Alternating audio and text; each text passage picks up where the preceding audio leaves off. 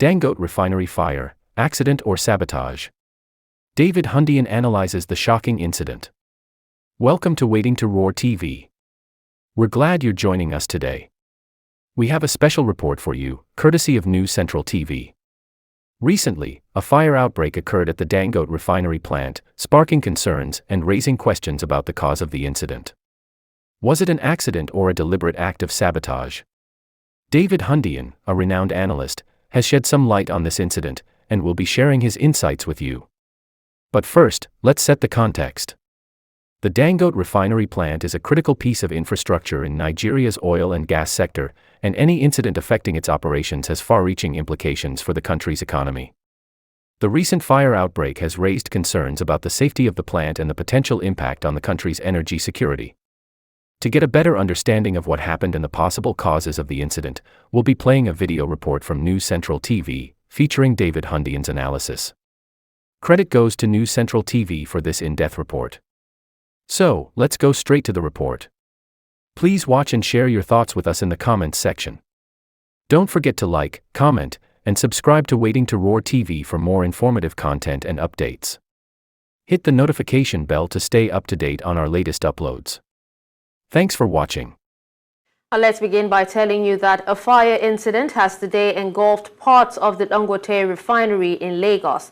According to reports, the fire broke out in the early hours of Wednesday at the effluent treatment plant of the refinery. There's been no confirmation yet as to how the fire started, but videos showed smoke billowing out of the section of the refinery affected by the fire.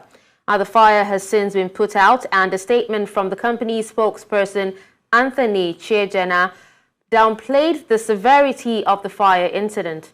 In the statement, he said there is no cause for alarm as the refinery is operating and there is no recorded injury or body harm to any staff on duty. It is curious that the incident is coming just 3 days after the company.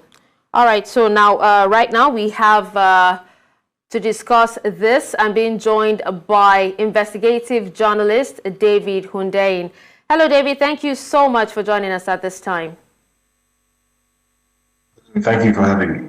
All right, so now the fire incident, is coming less than a year after its opening. And as history would have it, so many Nigerians are worried at the fact that, the refineries, that's the Nigerian refineries, actually tend to go up in flames, as history would have it. What is your take on this? So, first of all, I have to point out that, at least according to the company, the refinery itself hasn't been affected. So the company claims in the statement that it's the effluent treatment plant that was affected, which is a roundabout way of saying it's the sewage treatment facility, it's the wastewater treatment facility that has been affected by the fire.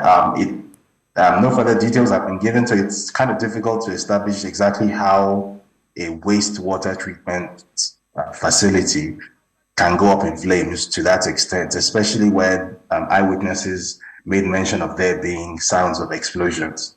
So, but we have to assume that the company is telling the truth. Now, if the company is not telling the truth and there is something else at play here, i.e. sabotage, then definitely that is something to be worried about, because for the avoidance of doubts, it definitely is in some people's interests for the refinery to not work if indeed it had the capacity to work, because historically it's been the case that as far as the economic model of Nigeria and Africa is concerned, some people prefer very much for Nigeria and Africa to export raw materials with as little beneficiation as possible, if possible, no beneficiation locally whatsoever. So the business model of Nigeria historically has been to export raw materials, so export crude oil, export gas, export solid minerals, export agricultural products, and that's it, with as little local beneficiation as possible, at least as far as the global market is concerned. So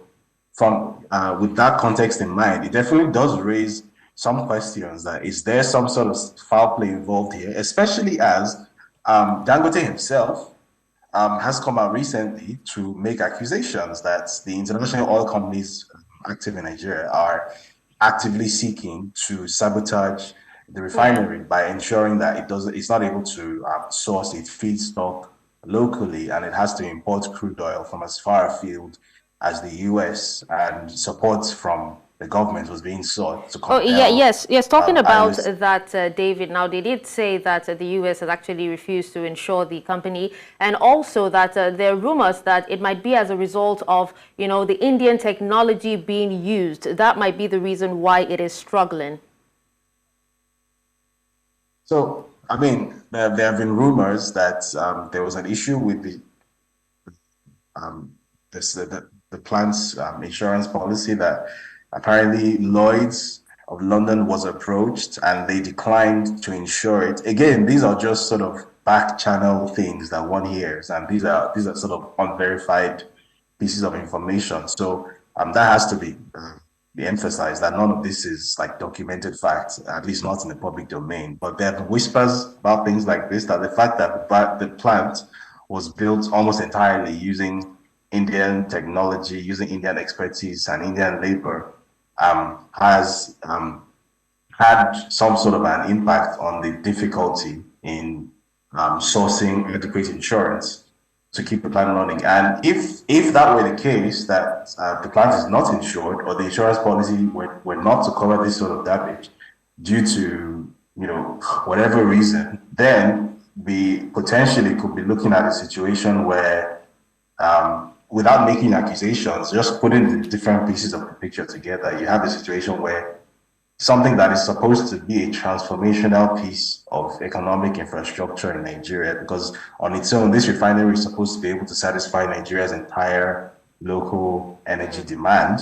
And you then have something that basically has the capacity to cripple this thing, or at least postpone its takeoff date, because to date, even though apparently it's producing jet fuel and diesel for the export market, the main thing, which I guess we've all looked forward to for more than a decade since this refinery project was first announced, is the production of PMS, petrol, for the Nigerian market. That still hasn't happened.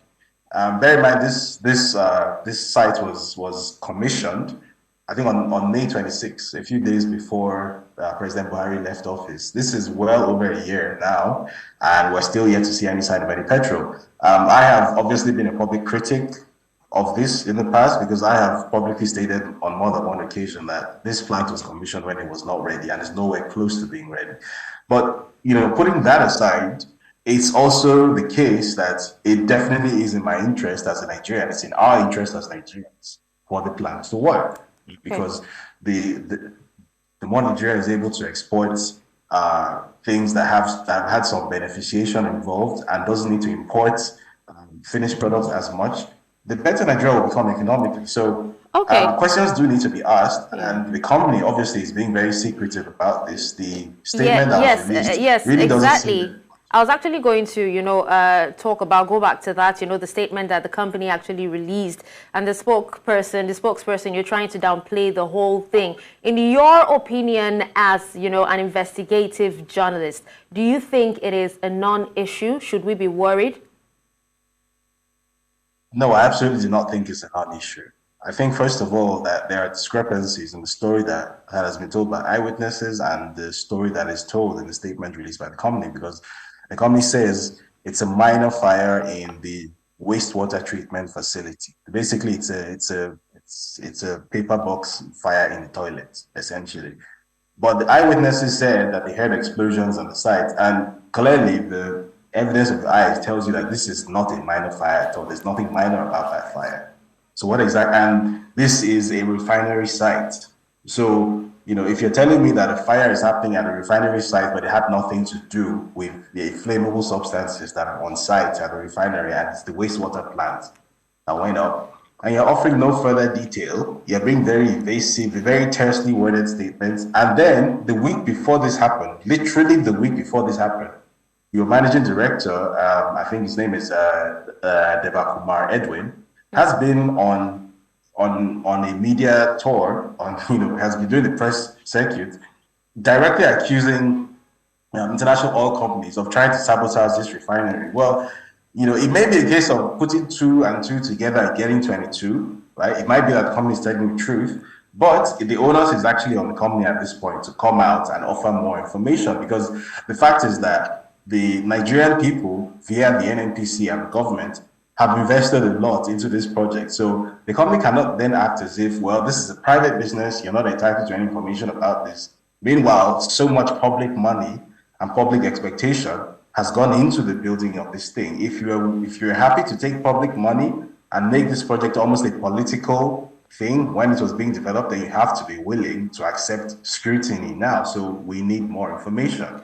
Okay, David, just before we let you go, now speaking on the amount of money that has actually gone into this particular project, it still raises a question, the fact that, it occurred just 3 days after the project, has gotten in this much amount of money. Now, looking at the future of this refinery, what do you see? Well, I'll start with what I hope to see. What I hope to see is that it somehow, against all the odds, starts operating and starts to satisfy the local petrol demand of Nigeria, because that is one of the main sources of sort of the forex leakage that Nigeria has to deal with.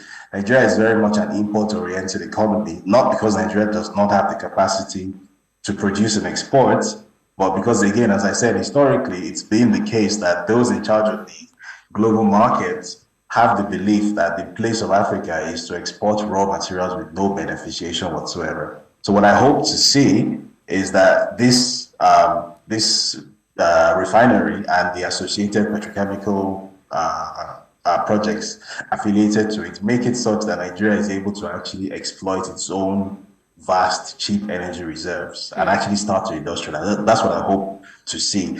But what is more likely to happen in the short term, I think the company is going to keep obfuscating, and I think they're going to keep on releasing statements every 3 days, every 5 minutes, telling people we're going to start doing this next week, next month, and it just keeps getting bumped up next month and a month after that and a month after that. Because if you recall, in May 2023, we were told categorically that before the end of June 2023, there will be locally refined petrol in Nigeria's markets. We're nearing the end of June 2024. That absolutely has not happened. No explanation has been volunteered. Just more arbitrarily set deadlines. And then this, which I suspect could possibly be used as an excuse to postpone that self-imposed deadline again. So